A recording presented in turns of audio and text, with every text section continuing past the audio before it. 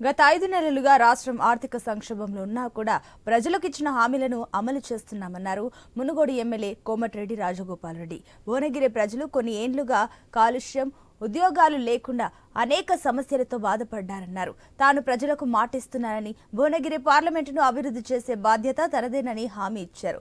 14 parliament స్థానాలను ప్రజలు గెలిపిస్తే రాష్ట్రం అభివృద్ధి చెంది సంక్షేమంలో ముందుంటుందన్నారు రాజగోపాల్.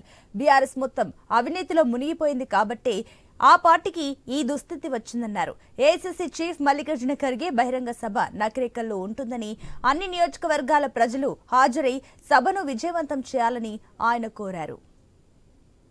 చౌటుప్పల మండల కేంద్రంలో మున్సిపాలిటీ మరియు మండలం నుంచి కాంగ్రెస్ పార్టీలో చేరిన నాయకులందరికీ స్వాగతం సుస్వాగతం తెలియజేస్తూ కాంగ్రెస్ పార్టీ తరఫున ఈ ప్రాంత ప్రజలు గత కొన్నేళ్లుగా కాలుష్యం వల్ల ఉద్యోగాలు లేక, రైతులు కూడా సాగునీరు లేక భువనగిరి పార్లమెంట్ పరిధిలో చాలా మంది ప్రజలు ఎన్నో రకాల సమస్యలతో బాధపడుతున్నారు. తెలంగాణ వచ్చిన తర్వాత కాంగ్రెస్ పార్టీ తెలంగాణ ఇచ్చిన తర్వాత కూడా ఈ ప్రాంతం భువనగిరి పార్లమెంట్ ప్రాంతము మునుగోడు, నకరికల్లు, తుంగతుర్తి, ఆలేరు, భువనగిరి, జనగామ ప్రాంతంలో అభివృద్ధి అనేది శూన్యం.